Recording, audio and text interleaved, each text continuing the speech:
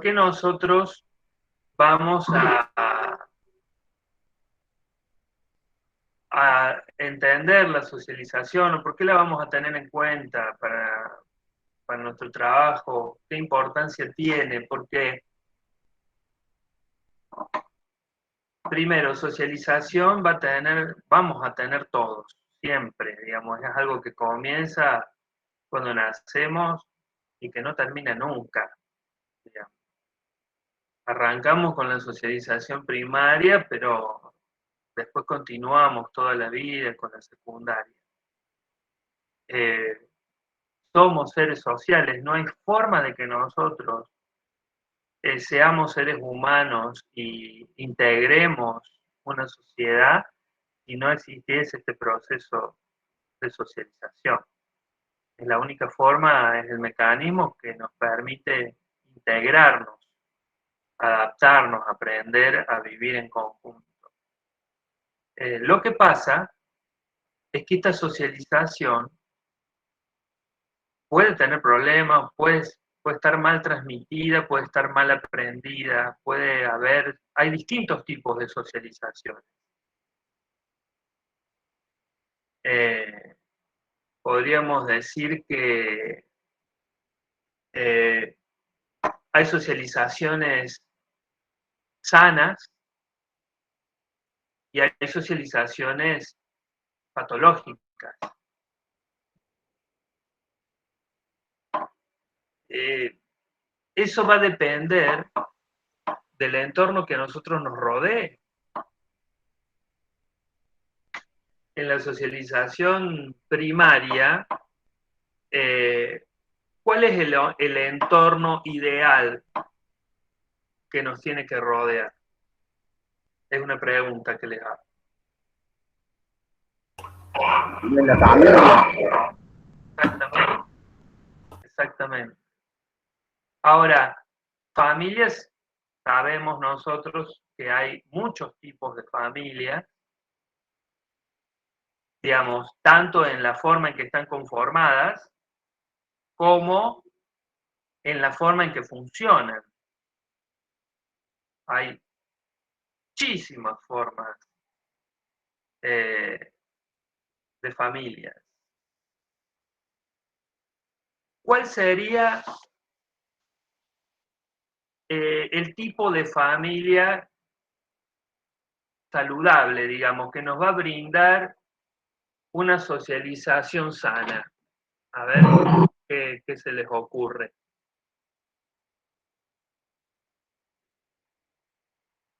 ¿Cómo? ¿Cómo era la pregunta?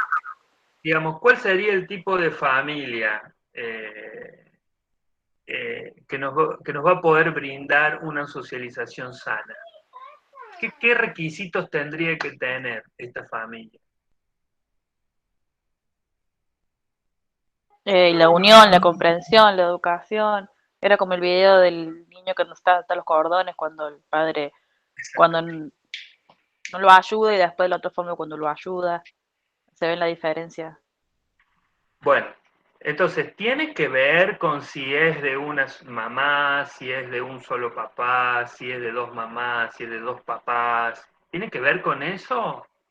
No, o sí, no, No, no, para mí casi, no, porque casi que no. No, más que nada tiene que ver con las funciones que cumple esa familia. Porque básicamente eh, las funciones básicas que tiene que tener esa familia son educación, afecto y protección.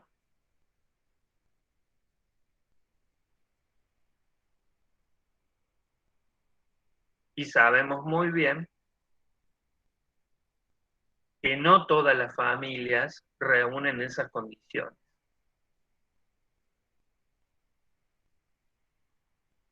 Por eso se explican muchos de los problemas que tienen las personas para integrarse a la sociedad y para desarrollar una vida más o menos saludable, con bienestar y con autorrealización, es decir, que pueden lograr cosas positivas en su vida.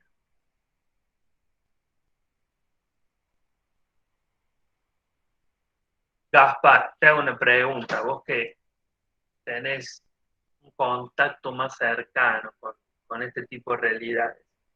¿Qué tipos de familias suelen tener los internos de la cárcel? Por lo general, bueno, padres separados, en conflicto entre ellos, ha habido violencia familiar, bueno, algunos vienen ya con antecedentes penales desde los ancestros y bueno, ellos siguen como eso porque es lo que conocen. Así que Sí. es como que su realidad, para muchos, su realidad es esa, son muy pocos los que pueden salir de ahí y decir, digamos que salen distintos a lo que es su familia. Exacto, adicciones en integrantes de su familia, en sus padres, o no le han transmitido pautas educativas, ¿sí? Todas esas cuestiones, digamos. Entonces, ¿es importante o no es importante la familia para el futuro de la persona? Es como el pilar de la persona. Por eso es el agente de socialización primario, es la primera socialización que tiene el niño. Desde el Porque de momento alguien tenemos que aprender, o sea, de alguien tenemos que Exactamente. guiarnos. Es como la base, ¿no? Como el cimiento de nuestra vida, de lo que vamos a hacer en el futuro. Fíjense ustedes la importancia que tiene esta primera socialización, que en muchos casos estas personas que hoy están presas han tenido una socialización primaria bastante complicada, pero en muchos casos han tenido una socialización secundaria bastante buena, digamos, porque, bueno, en la escuela le han intentado inculcar otra cosa. En muchos casos, otras personas fuera del ámbito familiar, como tíos o vecinos o amigos, maestras, no sé, copa de leche, no sé, clubes, iglesias, han intentado transmitir cosas mejores que lo que este niño ha vivido en esa familia y no lo han logrado. No lo han logrado, digamos, ¿no? Porque, digamos, eso explica cómo te marca a fuego esa primera socialización. Eso tenía la duda yo, de que si con la primera no funcionó, la segunda no puede funcionar o sí. Bueno, depende. Hay casos que Lo que sí. suele pasar es que cuando funciona la segunda, es mientras esta está presente. Una vez que se hace ausente, vuelve a los orígenes, digamos.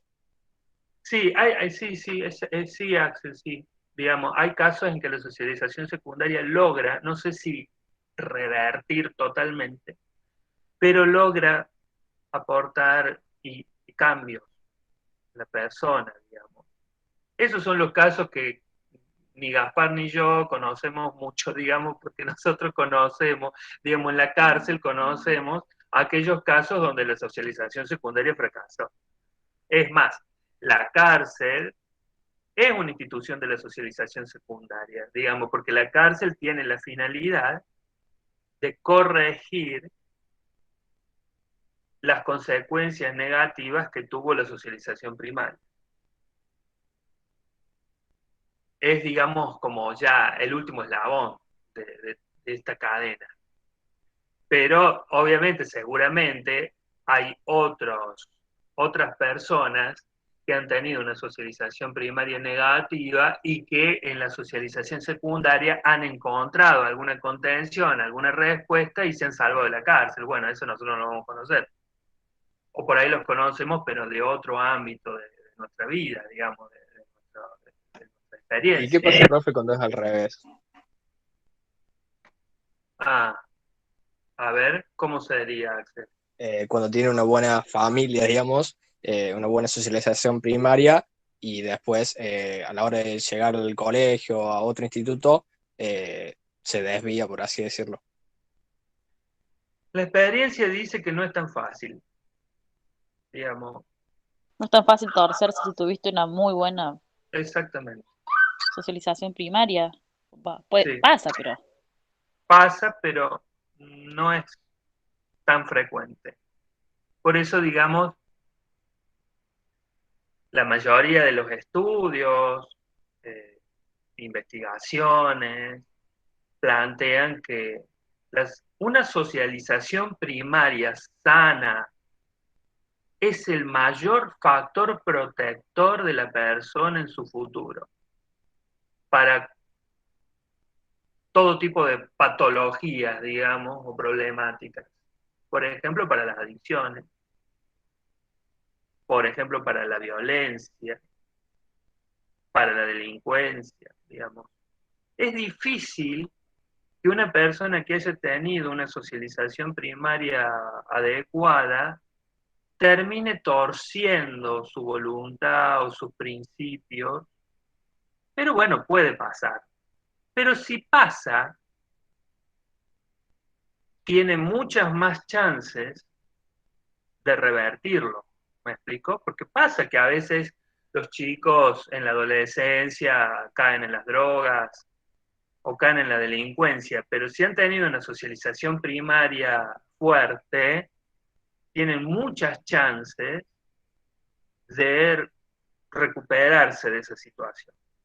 Distinto es si han tenido una socialización primaria nefasta, digamos, es casi como que pocas chances tienen de revertirlo. Esto también lo vemos en la cárcel, porque hay personas presas que han tenido una socialización primaria más o menos buena y vemos que tienen, que son más potables, que son personas que la experiencia de prisionalización les permite, bueno, reflexionar, recapacitar y muchos dicen, tengo, tengo que volver a mi familia, tengo que volver a escuchar a mis padres, tengo que volver a eso que dejé, digamos, pero algo hay, digamos, ahí.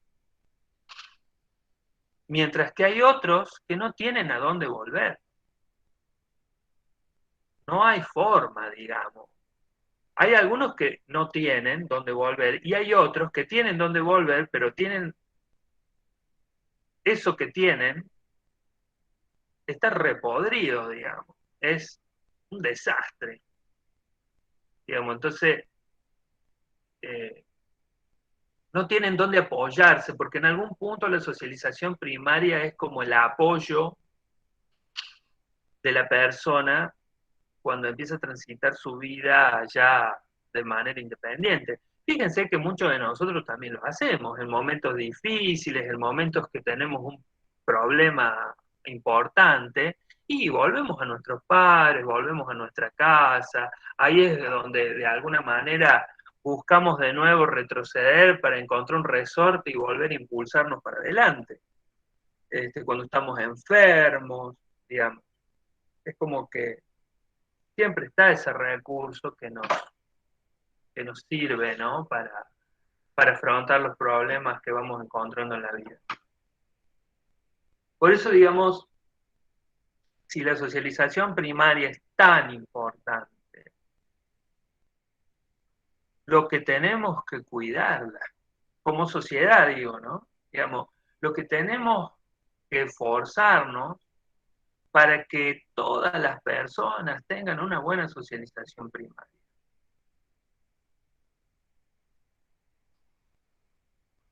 ¿Y qué podemos hacer nosotros desde la enfermería para que la gente tenga buenas socializaciones primarias? ¿Qué se les ocurre? aconsejar. Sí, a ver, de a uno. ver, por ejemplo, Leila, a ver, y después Axel.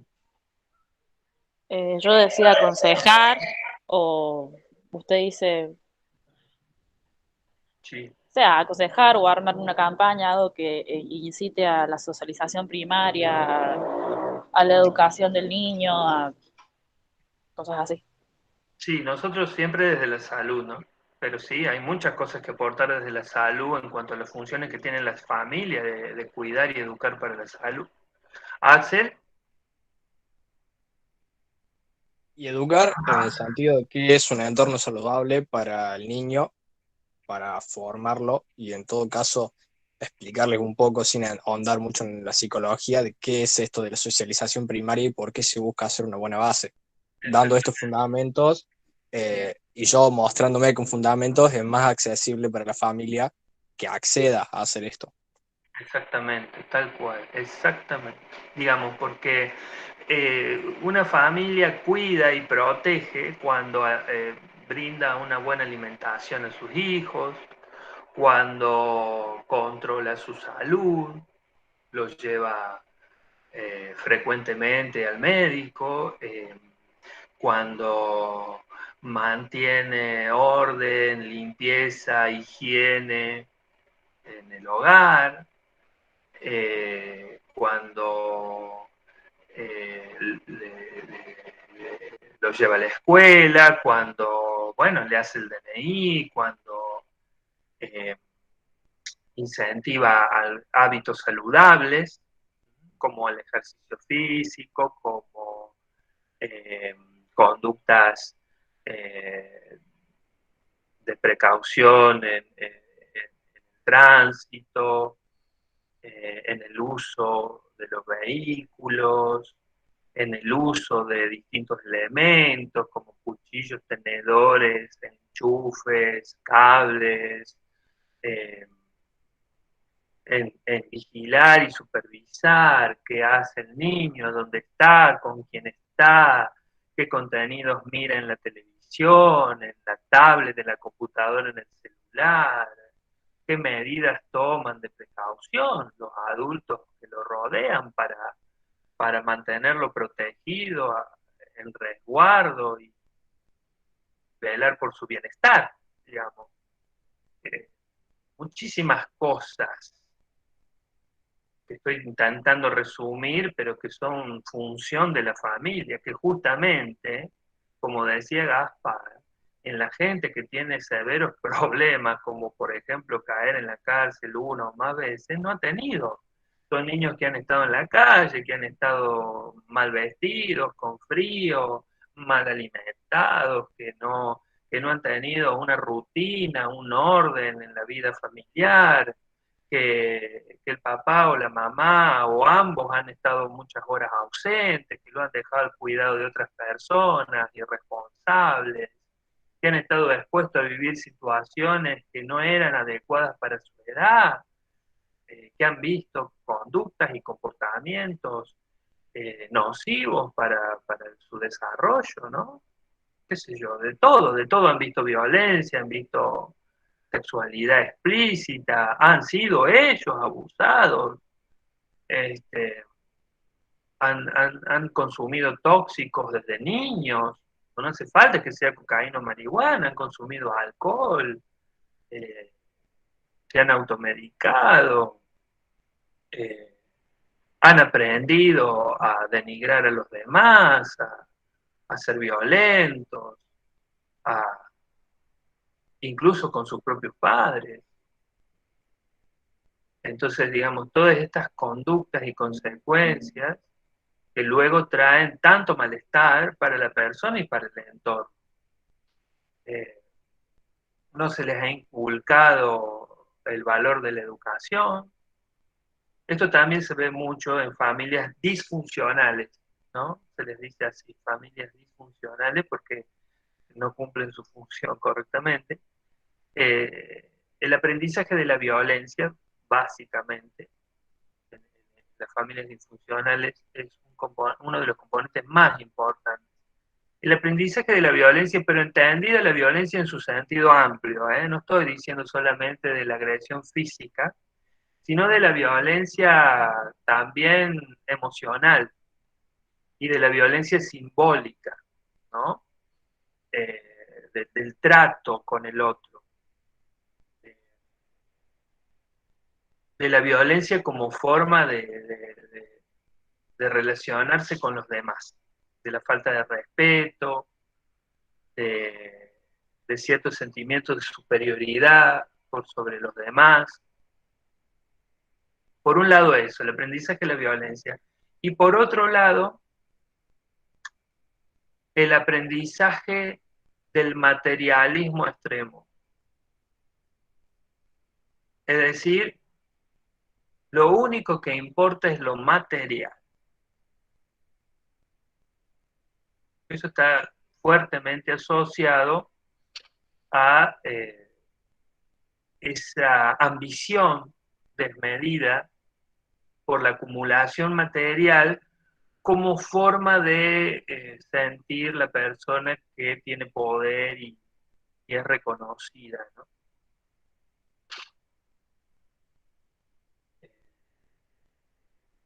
Bueno, básicamente eso, digamos, dentro de lo que es las socializaciones patológicas. Pero bueno, volviendo un poco a lo que decíamos recién, la importancia que tienen todas las profesiones de la salud, en este caso la enfermería, de fomentar socializaciones saludables. Por eso es que nosotros ahora vamos a ver de ahora en adelante cómo debe ser la socialización en cada una de las etapas de la vida. Ahí nosotros, en el material de lectura, a ver, les voy a compartir la pantalla, tenemos todas las etapas como resumidas, todas juntas, digamos.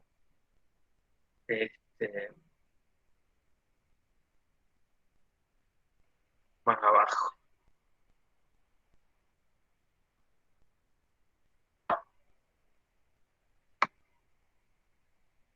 ¿A dónde están?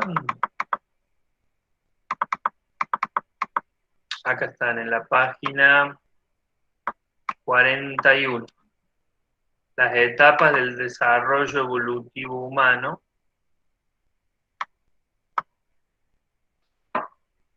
Presten atención. La primera etapa.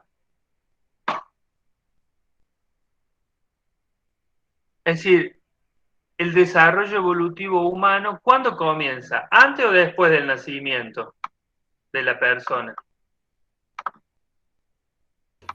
Antes. Antes. Entonces, digamos, nosotros tenemos que sacar como conclusión acá de la importancia que tiene la previa, digamos. Ya vamos a ver por qué y a qué le tenemos que prestar atención. Porque dice prenatal, es decir, antes del nacimiento. Desde la concepción hasta el parto. Es más, les diría yo que incluso antes de la concepción. Contame por qué. ¿Ah? Contame por qué antes de la concepción. A ver qué te imaginas vos. ¿Por qué crees que antes de concebir a un bebé ya es importante estudiar lo que antecede? ¿Qué de lo que antecede a la concepción de un feto podría ser importante de estudiar nosotros? A ver. Sin leer lo que viene más adelante, ¿no? Estoy preguntando qué se les ocurre a ustedes. O sea, cómo va a ser su desarrollo evolutivo antes de que nazca. No, digamos, nosotros siempre estamos pensando en cómo va a ser su desarrollo posterior, ¿no? Una vez nacido, cuando pase por la infancia, cuando pase por la adolescencia, cuando pase por la adultez. Pero hay cosas ya desde antes de que esa personita sea un feto, ya antes hay cosas importantes que ver para que van a definir todo aquel futuro. Y sí, hay que ver, lo que yo pienso, ¿no? Es que hay que ver en qué condiciones vamos a traer el hijo al mundo, si uno ya tiene no la había resuelta, digamos, pero si tiene planeado cómo, eh, ¿Con qué, digamos? con- ¿cómo? ¿Con qué? ¿Con qué va a bancar esa vida, Claro, digamos? eso, cómo va, o sea, en las Desde, condiciones económicas y emocional y en todo que va a traer el niño al mundo, digamos. Porque si exactamente. lo trae en un lugar donde cuando no lo quiso, cuando no pudo, cuando no tiene un trabajo, cuando no tiene que, eso sí se va a notar después en el hijo, obvio. ¿Ustedes saben qué fue el 3 de agosto, antes de ayer? ¿Qué día celebra o conmemora la Organización Mundial de la Salud cada 3 de agosto? ¿Alguien escuchó en la radio? No, yo no escucho. ¿Nadie escuchó? Bueno, ahí se los muestro. En el Google.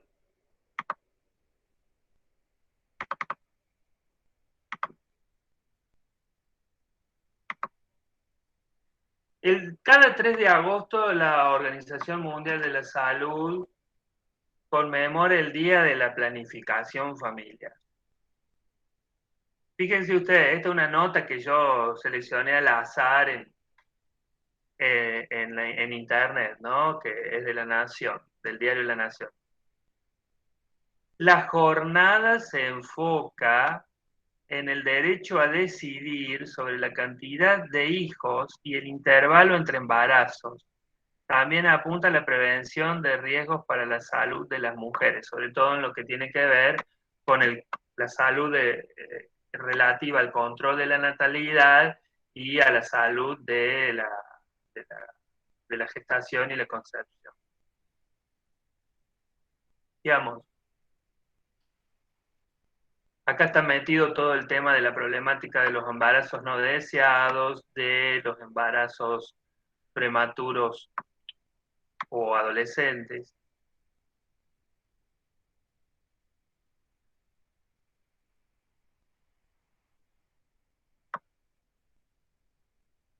Digamos, es tal cual eh, decías, eh, digamos, tiene que ver con que es mucho mejor que ese niño que va a ser concebido sea concebido si antes estos gestantes, primero que lo planificaron y segundo, si evaluaron que tienen con qué, básicamente, digamos, las condiciones, como bien dijiste, no solamente materiales, sino también emocionales. Y psicológicamente, ¿Cómo? emocional, psicológicamente, no solo Psicológica. económicamente, es mucho, sí. Pero fíjate vos que, digamos, ¿qué estamos diciendo con esto? Digamos, no solamente hay que tener plata para tener un hijo, hay que tener ganas, digamos, Muchas hay que... ganas. Hay que Ah, querer. claro, digamos, por eso nosotros después ya van a ver que más adelante vamos a hablar del deseo, la importancia del deseo de ser papá o mamá. Y que hay una autora que dice, ojo, no es lo mismo desear ser mamá o papá que querer tener un hijo. Ya lo vamos a ver. Siempre es mejor desear ser papá o mamá. Porque tener hijos, tiene cualquiera. Pero hay que remangarse para ser mamá o papá, ¿eh? Eh, pero además, digamos, ciertas condiciones psicológicas. ¿Qué condiciones psicológicas o qué características psicológicas tengo que tener para ser mamá o papá? Y un cierto grado de madurez, digamos, de saber lo que estoy haciendo, porque sabemos que hay muchos embarazos en chicos adolescentes que tal vez, según ellos, dicen que sí quieren, porque entre ellos se aman o lo que sea, pero no están preparados todavía mentalmente como para saber lo que es criar un hijo, que se lo terminan criando luego los abuelos, digamos. Tal cual. La madurez psicológica, la madurez psicológica incluye muchas cosas, desde tolerancia a la frustración, desde capacidad para poner a otro como prioridad y dejarse a uno al costado, no del todo, pero cierto corrimiento tiene que haber, desde cierta madurez en el vínculo que tengo con el otro, con el que tengo que compartir la crianza, no vamos a andar celándonos y peleándonos delante del chico o contradiciéndonos, digamos. Cierta madurez en la relación con nuestros propios padres, ¿no? Porque si no, sí, como decía Gaspar, andar cediéndole el chico para que ellos lo cuiden, y yo sigo, de joda. Eh, bueno, digamos, por eso la mejor etapa para tener hijos, ¿cuál es? La adultez temprana y no la adolescencia. Porque la adolescencia, ya lo vamos a ver también a esto más adelante, es una etapa donde psicológicamente la persona está en un torbellino. No sabe todavía muy bien qué quiere, no sabe todavía muy bien qué es. Está muy pendiente de la opinión de los demás. Es bastante influenciable a la mirada y el concepto de los otros. Todavía no ha terminado de madurar una relación con su propio cuerpo, con su propia sexualidad. Y encima vamos a traer un chico al mundo en este contexto, digamos. Bueno, digamos, por eso es, digamos, es el problema del embarazo adolescente, digamos. Eh, no estoy diciendo que pueda haber adolescentes que tienen un hijo a esa edad y pueden acomodarse bastante bien, pero son los menos casos, digamos, los casos menores. Lamentablemente en el camino quedan un montón de casos con chicos que empiezan a deambular, a tener carencias de cuidado, de educación, de adultos responsables que después sufren las consecuencias. Bueno, más o menos, etapa prenatal, todo lo que es, digamos, desde el deseo, las decisiones y planificaciones, y luego también durante el embarazo o durante la gestación, ¿no? Los cuidados necesarios para que esa gestación sea sana y llegue a término correctamente. Después, la primera infancia, que es la etapa que sigue, que es la que va entre el nacimiento y los 3 años, es decir, los primeros 3 años de vida, que también es fundamental, sobre todo para no la madurez, sino para la base emocional del niño, ¿no? Porque ahí vamos a ver también más adelante que el apego con la figura cuidadora es fundamental para el futuro de esta persona. Primero el apego, es decir, esa simbiosis que tiene que darse entre el niño o niña y su cuidador o cuidadora es fundamental. Que luego, hacia allá, llegando a los 3 años, tiene que terminar con una independencia, ¿sí? con un despegue, ¿no? Del niño y su cuidado. Luego la niñez, que es de los 3 a los 12 años, que aquí viene toda la base intelectual del niño.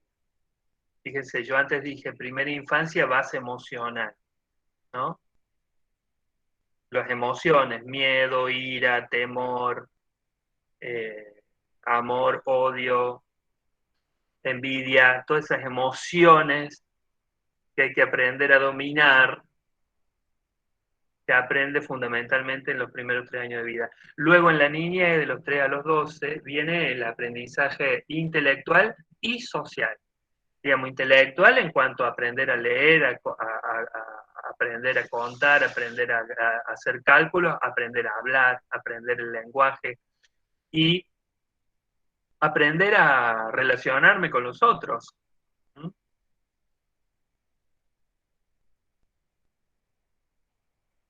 Fundamental para poder aprender a relacionarme con los otros y aprender a dominar mi egocentrismo, porque el niño de los 0 a los 3 años es puramente egocéntrico. Ya después, de los 3 a los 12, eso tiene que disminuir.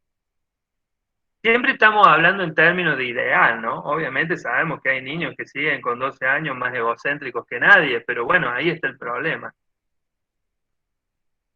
Luego de la adolescencia, que aproximadamente iría de los 12 a los 20 años, digo aproximadamente porque hay cada vez más discusiones con respecto a las edades que abarca la adolescencia, porque básicamente estamos en una sociedad adolescentizada. Es decir, los niños quieren ser adolescentes y los adultos quieren ser adolescentes. Entonces como que vemos que empieza cada vez más antes y termina cada vez más después. La adolescencia se ha transformado en la etapa como idealizada o ideal de mucha gente en esta época. Porque representa los valores de esta época, los valores más, como los valores más difundidos de esta época, que es no tener una pareja estable, tener tiempo, tener dinero para dedicarlo al ocio, a los gustos caros, personales, individuales, bueno, toda esta ideología de lo tóxico, de que todo lo que te hace mal, sacarlo de tu vida, no tener ningún tipo de compromiso, ni esforzarte demasiado, bueno, todo típico que eso es lo que básicamente define al adolescente, es lo que quiere vivir todo el mundo, digamos, inclusive los adultos. Por eso también algunos autores dicen, y claro, la crisis de la adultez, que digamos, cada vez hay menos adultos en esta sociedad. Digamos, adultos no en el sentido de la edad que tienen, sino de la mentalidad que tienen. Cada vez encontramos menos adultos. Podrán tener 40, 50, 60 años, pero piensan como adolescentes. Luego la adultez temprana, que va aproximadamente entre los 20 y los 40 años, que ahí empiezan los primeros compromisos y los primeros proyectos. Luego la adultez intermedia entre los 40 y los 60, que es el momento de mayor productividad laboral, económica, familiar. Pero bueno, también llegando al final de esta etapa empiezan esos duelos de haber llegado ya a la antesala del final de la vida, al retiro de la vida laboral, al cambio significativo de la familia con la partida de los hijos, etc. Y la adultez tardía, pero también ahora está muy usado decir adultez mayor, como para reforzar una mirada lo más respetuosa posible de esta etapa, porque muchas veces se ha tratado a esta etapa de manera despectiva o negativa, ¿no? La vejez, el viejismo, los viejos, ¿no? Entonces, nosotros vamos a tratar de evitar esas expresiones que tienden a denigrar o a desprestigiar esta etapa de la vida, porque le hemos hecho tanta propaganda, tanta mala propaganda hasta esta última etapa que nadie quiere llegar ahí, todos tratan de evitarla. Que arrancaría de los 65 años en adelante, ¿no? Y que también es una vida totalmente distinta y que la persona tiene que aprender a vivirla sanamente, ¿no? Pero bueno, ya nos vamos a ocupar de cada una de estas etapas detenidamente. Yo solamente, digamos, lo que quería era mostrarles que la socialización se va a ir dando, obviamente la primaria básicamente está muy presente en las primeras tres, etapa prenatal, primera infancia y niñez, y ya desde la adolescencia en adelante empieza a ser cada vez más importante la socialización secundaria, ¿no? Fíjense ustedes lo que digo, cada vez más importante, porque en la adolescencia tenemos un mix de socialización primaria y de socialización secundaria, ¿no? Pero en la adultez mayor, la adolescencia, la socialización secundaria se vuelve casi como primordial, digamos. Porque de socialización primaria, cuando pasamos los 65, 70 años, no queda casi nada, porque nuestros padres están muertos, nuestros hijos están en otra totalmente,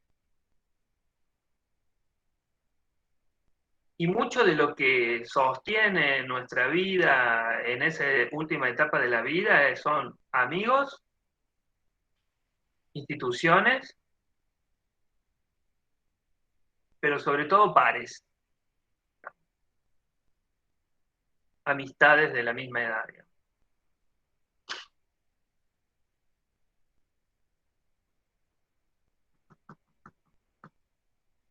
Bueno, ¿alguna duda, algún aporte, alguna reflexión que quieran hacer? Porque si no ya después tenemos que pasar a otro tema. No, Socializar, claro. ¿sí? ¿Queda claro? Yo siempre, Sí, va, por lo menos sí. yo que salté del trabajo a la clase, todavía mejor, mucho más claro. Otra cosa que me estaba olvidando, desarrollo evolutivo, es decir, el desarrollo biológico, digamos, el desarrollo evolutivo es el desarrollo biológico, psicológico y social de la persona, esas tres dimensiones juntas, ¿no? Eh, ¿cómo se da ese desarrollo? Digamos, ¿cómo es? ¿Cómo avanza? Un concepto fundamental. El desarrollo avanza con crisis. Eso también es un concepto clave. El desarrollo no es lineal, no es equilibrado, no es ordenado.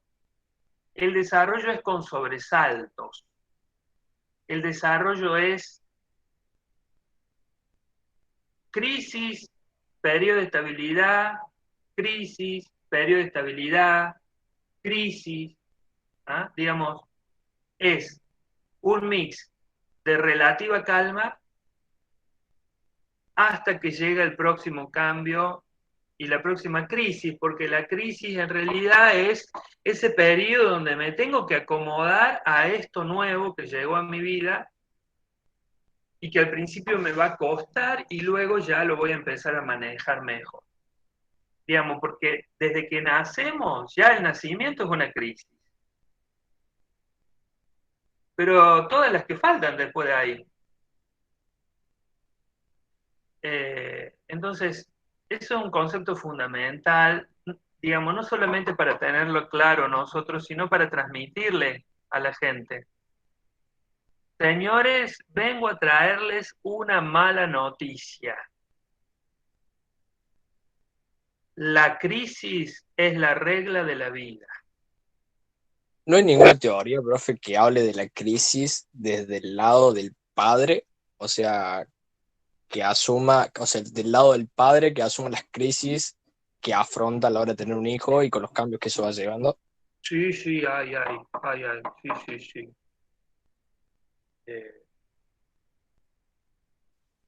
en este material de lectura que ustedes tienen no hay mucho.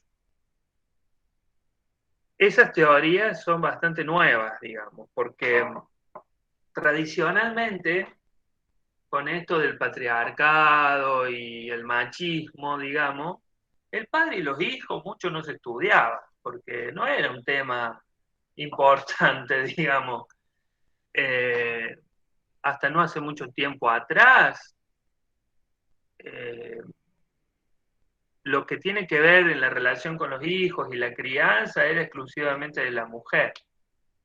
Recién ahora, hará, qué sé yo, 50 años en adelante, empieza a pensarse otro tipo de masculinidades donde el hombre puede tener la alternativa de inmiscuirse en la vida, en la crianza de sus hijos, en la vida familiar. Que antes el hombre estaba como más asociado al trabajo, a la vida extrafamiliar, digamos, y como proveedor económico y material del grupo. Pero digamos, entonces las crisis del hombre eran más, bueno, la crisis sexual, la crisis de jubilarse, la crisis de perder los trabajos. Esas eran las crisis que se estudiaban del hombre. Pero después, cuando se empieza a pensar el hombre en roles más compartidos o equitativos con la mujer, empiezan a estudiarse también las crisis que significa, bueno, recibir la noticia, voy a ser papá, cómo afronto este cambio en mi vida, eh, bueno, lleva su tiempo, lleva su trabajo interno, ¿no? De decir, bueno, a partir de ahora eh, tengo que tomar otras prioridades, tengo que pensar de otra manera la relación que tengo con mi pareja, porque ya no somos dos, somos tres, o más de tres. Tengo que repensar y revisar mi mirada hacia el trabajo, hacia mis fuentes de subsistencia, digamos, porque aparece otro nivel de compromiso, o al menos debería de aparecer, ¿no? Sí, porque a mí, por ejemplo, me pasa que veo, me está tocando últimamente que tengo muchos compañeros más grandes de edad que están por ser padres y ya empiezan a ver las cosas, pero de muy distintas formas, ya hasta se empiezan a cuidar por el hijo. Entonces, no, no hago esto porque si me llego a golpear, que tengo la nena, o dedican menos tiempo a sus otras tareas por eso, están todo el tiempo pensando, me parece que algo pasa. No, no es Sí, por nada. claro, claro, sí, claro, claro, claro, que es una crisis típica de la adultez joven, digamos, de los 20 más o menos, de los 20 a los 30. Al menos debería de ocurrir en esa edad, ¿no? Digamos, y es una de las cosas que marca el cambio de la adolescencia a la adultez, porque, digamos, uno en la adolescencia es uno solo, uno mismo, digamos, eh, tiene otra manera de pensar y de vivir las cosas, porque, bueno, qué sé yo, si hoy estoy con esta pareja, pero después puedo estar con otra, digamos, qué sé yo, son otros criterios, desde los criterios de la fidelidad, desde los criterios de la sexualidad, de los criterios del autocuidado, de los criterios de la estabilidad, bueno, a partir de tener un hijo, cambian todos esos criterios, ¿no? Entonces, como vos mencionabas, aparece otra forma de pensar, che, me tengo que cuidar, si me lastimo no trabajo, si no trabajo no tengo plata, yo puedo estar sin comer, yo puedo estar sin prender el calefactor, pero la criatura no, digamos. Entonces, digamos, aparece entonces otro tipo de prioridades y de criterios que marcan otro tipo de responsabilidad. Eh, pero para hacer ese pasaje no es así como apretar una tecla. Lleva su tiempo, la persona siente que le cuesta, eh, siente que tiene que hacer un esfuerzo. Al principio se puede sentir medio incómodo, medio extraño, hasta que se empieza a dominar, digamos, como que la persona ya siente que ese cambio ya como que está incorporado y ya es parte de uno. Eso pasa en todas las etapas, porque ahora pasa con esta etapa, pero después va a pasar más adelante con otras situaciones, ¿no? Bueno, hoy Axel plantea esto porque tiene más o menos esta edad y sus amigos tienen esta edad, pero bueno, el día de mañana cuando tenga 60, 65, va a plantear, y hay estudios del hombre cuando empieza a sentir que le duele el cuerpo y que tiene menos energía y que empieza a pensar que le quedan promedio 20, 30 años de vida nomás y que la mayor parte de la vida ya pasó y bueno, digamos, que también es la crisis de esa época, ¿no? Por eso, digamos, esto es importante porque muchas veces hay muchas personas que piensan que la crisis es una mala palabra o es algo que no debería ocurrir. Y una de las cosas que podemos transmitir y educar es esto. Señores, les vengo a traer una mala noticia, porque si ustedes piensan que la vida tiene que ser siempre igual y que la vida tiene que estar siempre estructurada y estable, no, señor. La vida es permanente cambio, nos cuesta adaptarnos a los cambios, por eso entramos en crisis y tenemos que ocuparnos y preocuparnos de resolver bien esa crisis. Porque cuando estamos en crisis, estamos vulnerables y podemos tomar caminos equivocados. Como por ejemplo, varones que salgan huyendo de la paternidad por no tolerar esta crisis, o por asustarse, o por tener miedo, o por querer prolongar su adolescencia, por no querer resignar que ya se terminó.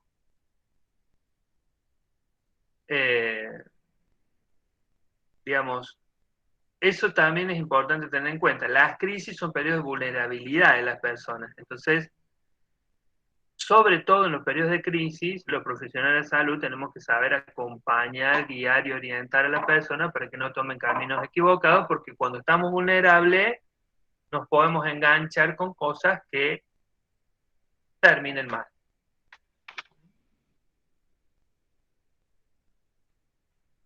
Obviamente que hay en el material y en el trabajo, ustedes lo han tenido que responder, Moffat dice que hay distintos tipos de crisis. Nosotros, y venimos hablando de las crisis evolutivas, ¿no?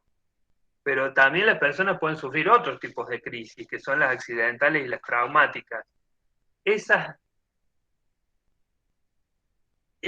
sí tenemos que tratar de evitarlas, digamos, pero bueno, no es tan fácil, digamos, a veces se nos cruzan sin que las busquemos. Digamos, nosotros estamos hablando de las crisis que son esperables y que deben ocurrir en la vida de las personas. Pero después están las otras crisis que son las no esperables e indeseadas, pero que también nos pueden ocurrir. Y que también hay que superarlas, lamentablemente, que se agregan a las evolutivas.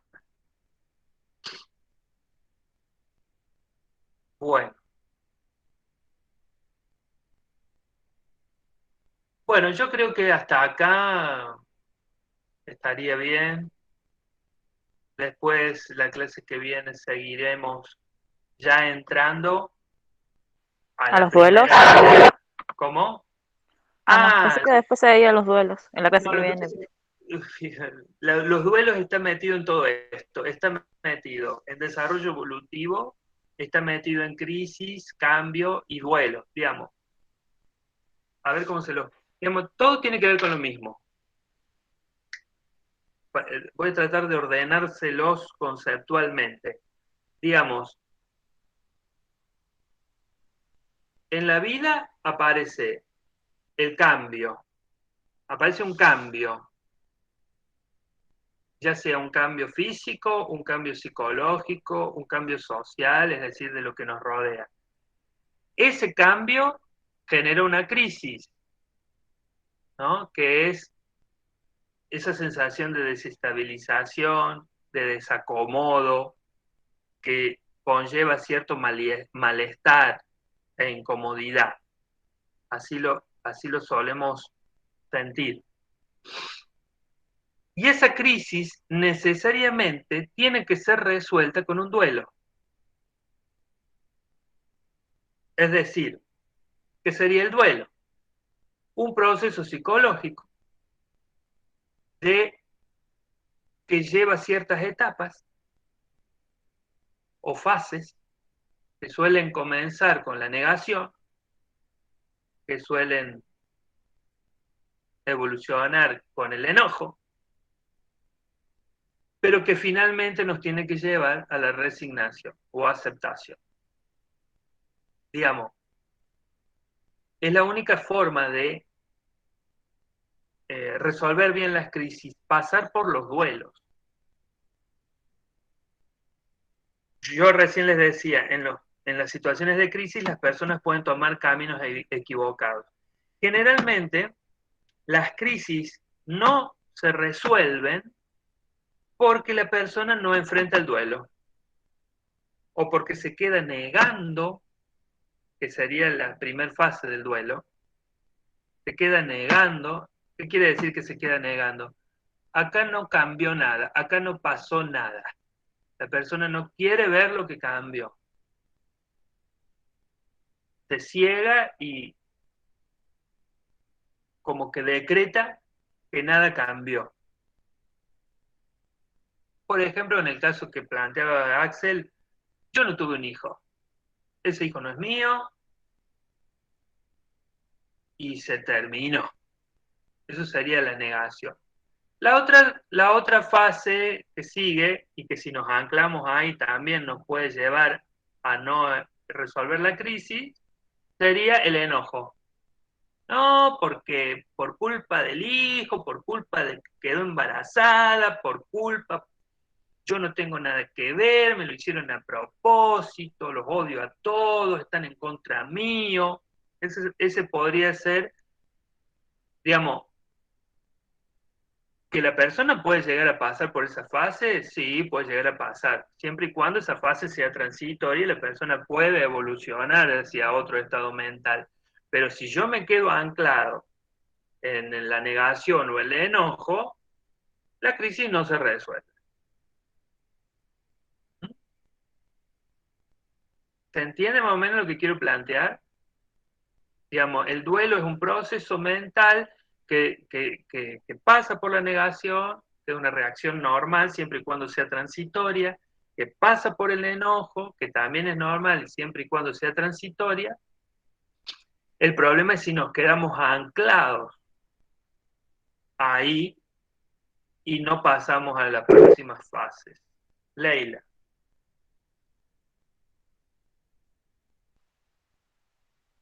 Leila Profe, levanta. sí, tenía, no, pues sin querer, no, tenía el micrófono apagado, perdón. Después cuando termine le quería preguntar una cosa, profe, No, decide, a ver. Ah, el tema del horario, en la clase que viene, vamos a ir en 7:30, o usted no se acomodó todavía, porque es como Yo, que hoy tenemos la clase de 3:30, terminamos 4:30, 5, y estaría bueno ir, porque si no, como que corta medio el día y después empezar de vuelta a las 7:30, por lo menos a mí, se me bien, recomplica porque por ahí bien. tengo mi hermana que me cuida en un ratito por la clase y después vuelve y después tenemos de vuelta con usted, entonces.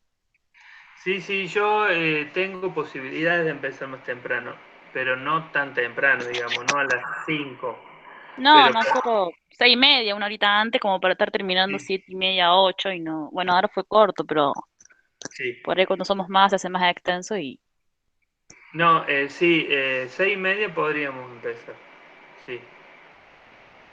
Eh, Sí, porque bueno, estaba No, bueno, haciendo... si usted después quiere preguntar en el grupo y si todos están de Bueno, acuerdo, pero yo creo que sí, porque habíamos hablado, así que. dale, dale, dale. Así que bueno, esa es la idea de lo, digamos, estaría bueno también que podamos pensar en distintas situaciones para ejercitar esta cuestión de los cambios, la crisis y los duelos. Porque por ahí a mí no se me ocurren tantos ejemplos, pero por eso trato de pensar en situaciones concretas como la que planteó Axel, de la crisis de un hombre o un varón cuando se entera que va a tener un hijo, por ejemplo, ¿no?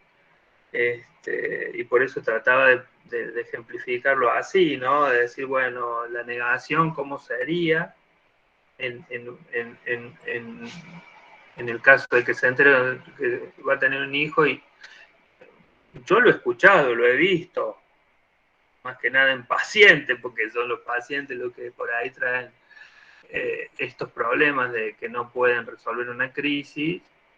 De decir, yo he escuchado a varones decir, no es mío, me engañó, pero ni siquiera se lo cuestionan, decir, ni siquiera quieren, porque por lo menos plantearan hacer un ADN, no, directamente se instalan en la certeza de que no es mío, y listo. Pero no hace un ADN, no, porque no es mío. Digamos, entonces ahí uno detecta, básicamente, que no hay una duda, directamente hay una negación. Y que en realidad la persona lo está haciendo para no elaborar el duelo que tiene que elaborar de decir, che, se me terminó la joda. Entonces, claro, es fácil decir, no es mío, niego el hecho y sigo como venía.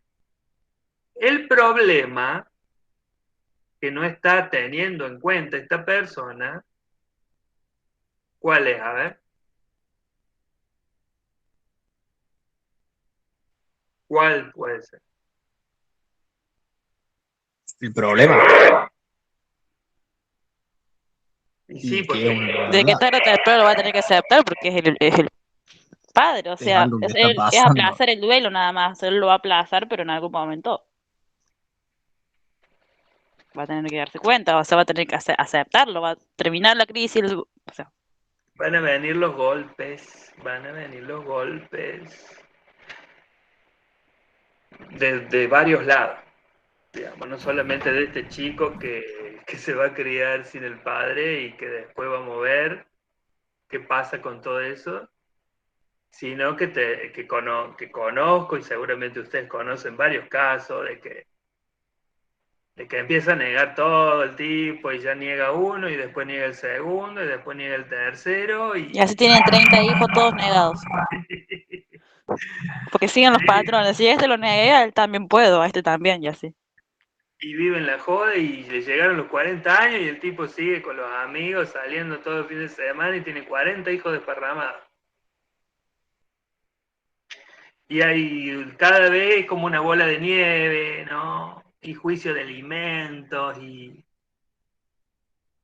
los chicos y las madres que reclaman y que los chicos ya empiezan a crecer y tienen problemas en la escuela y son adolescentes y se empiezan a drogar y ay, cada vez más y cada vez más y cada vez más, porque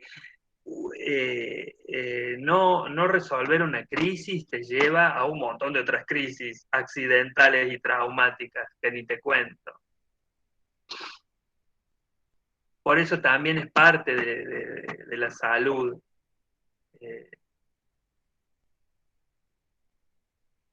Poder elaborar y resolver bien las crisis, ¿no? Porque tenemos tanto las situaciones donde la gente no entra en crisis, por ejemplo, padres que dicen, mi hijo adolescente es un adolescente ideal, porque no cuestiona, nunca opina nada en contra, siempre está de acuerdo, escucha siempre a sus padres y es respetuoso de todas las órdenes y de todas las normas. Bajo estos conceptos que yo les estoy planteando, lo que uno tendría que decir es, alerta roja, tenemos un adolescente que no está en crisis, alerta roja, porque esta bomba explota en cualquier momento, digamos.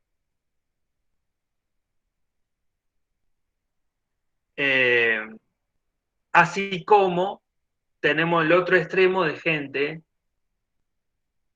que niega las crisis. Una cosa es no querer entrar en una crisis, ¿no? Y otra que la niega, digamos, que se ha producido el cambio en su vida y sin embargo no se hacen cargo. La mayoría de las problemáticas que tiene la gente tienen que ver con esto. Yo cuando recibo pacientes en el consultorio, y tienen que ver con esto, tienen que ver con que están en un... Seguramente quien pide una consulta del psicólogo es porque está... digamos, el adolescente que no entró en una crisis no va a consultar al psicólogo. Pero el que entró en una crisis y no la acepta porque la está negando o porque está enojado, generalmente es el que saca el turno, digamos. Y bueno, en realidad el trabajo es eso, ayudarlo a elaborar ese momento, ¿no?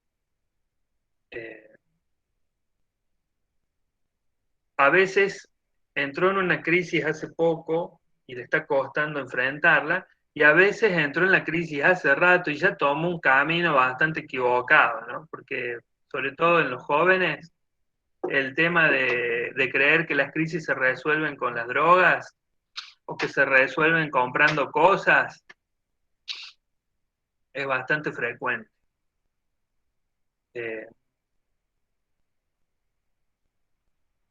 ¿Quién levantó la mano primero? Que tengo dos manos levantadas. No sé si quedó la de Ley, la de antes o Sí, quedó la que yo bajé. Ah, bueno, entonces vos, Gaspar. No, era, si digamos, como que cada crisis tiene como un tiempo para ser resuelta, digamos, estimado, porque por ahí, cuando yo ya me doy cuenta o acepto que estoy en crisis, pero ya es tarde, digamos, ya no hice el duelo en su momento y tal vez como que me va a costar más, no sé si, o la puedo resolver, digamos, cuando quiera. Puede parecer más caso, tarde, puede parecer más tarde, sí.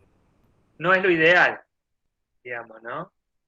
Pero bueno, es mejor que nunca, digamos. Pero en cuanto a los tiempos, ¿no? No hay tiempos definidos porque depende de cada persona. Lo que sí te puedo decir es que no son tiempos rápidos, ¿eh? Son tiempos bastante lentos, digamos. Por ejemplo, Claro, para el... porque uno dice negación, enojo, lo que sea, pero no es que un día tenés negación, el otro tenés enojo, el otro día tenés negociación, no, o sea, es como... No, te lleva tiempo. Es más, digamos, más o menos algunos manuales han planteado que un duelo mínimamente un año te tiene que llevar. Digamos, ¿por qué se establece ese parámetro? Porque hay gente que piensa que el duelo es cuestión de horas o días. Eh, lo que hay que inculcarle a la gente es que hay que tomarse el tiempo para acomodarse. Está bien que te enojes, enojate. Está bien, bueno, tómate tu tiempo. Y tómate tu tiempo también para reconocer, ¿no?, lo que te pasa, porque hay mucha gente que no lo quiere reconocer o que quiere enseguidita salir a flote. Sobre todo en estas épocas donde vivimos en una sociedad donde todo esto es como mala propaganda, ¿no? Porque ¿no? Quien se siente conflictuado, o se siente enojado, o se siente angustiado, eh, puede llegar a encontrar en su entorno gente que diga, pero no te hagas drama, no llores, no te angusties, tómate algo, ándate a algún lugar, hace algo que te saque de ahí para no pensar. Y es justamente el mal consejo que se le puede dar a la persona, porque en realidad lo que le está diciendo es negalo. ¿eh? Negalo, no pienses en eso, andate para otro lado, y después viene la consecuencia. Entonces, digamos, por ejemplo, puede pasar que una persona, por distintas circunstancias, no pase una adolescencia re tranquila, re madura, re acomodada psicológicamente, y después, más adelante, aparecen los signos de crisis adolescente, ¿no? ¿Cuáles son los signos de crisis adolescente? La identidad, decir, che, toda mi vida hice esto, pero ahora estoy empezando a sentir que no sé quién soy, que no sé qué quiero. Eso, en el consultorio, en la consulta, es muy frecuente. Gente que tuvo una familia, que tuvo hijos, que nunca se preguntó si lo deseó o no lo deseó, si lo quiso o no lo quiso, pero lo asumió con responsabilidad, por un deber moral, ¿no? Y que estudió una carrera por un deber moral, y llega a los 40 y dice, no siento satisfacción en nada de esto me hace feliz, es el típico síntoma de no haber vivido la crisis adolescente y no haber encontrado una identidad, y empieza a decir, ¿qué hago? ¿Qué quiero? ¿Qué me gusta? Bueno, por eso digo, es mejor vivirlo en la adolescencia, porque ahora hay que afrontar una crisis de identidad ya con todo armado. Pero bueno, si no queda otra, no queda otra. Y bueno, si se tiene que separar, se tiene que separar, y si tiene que renunciar al trabajo y dedicarse a otra cosa, o empezar a estudiar otra cosa, lo puede hacer, digamos. No es imposible. Bueno, gente, los dejo porque ya son casi las 9, así que la seguimos la clase que viene, ¿ah? Vale, profe. Que tengan un buen fin de semana. Hasta la semana que viene. Yo ahora pongo en el grupo 18:30, si todos están de acuerdo, nos vemos 18:30. Bueno, listo, profe. Dale, profe. Buen fin Bueno, de... chao.